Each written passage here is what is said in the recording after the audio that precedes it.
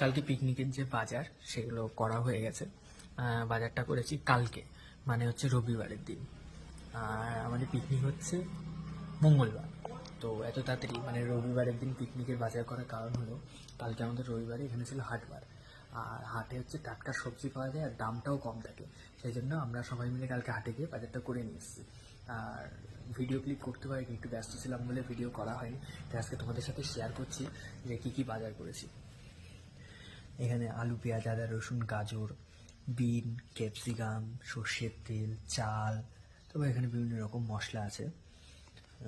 আর টুকিটাকি জিনিস যেগুলো মাংস, টক দই, বাজি, তবে আরও টুকটাক যে সমস্ত জিনিস, সেই জিনিসগুলো কেনা বাকি আছে, সেগুলো কালকে সকালে করব। কারণ মাংস আগের থেকে করে রাখা যাবে না।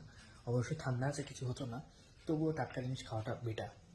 যার জন্য মাংসটা পিকনিকের দিন সকালে, মানে মঙ্গলবার সকাল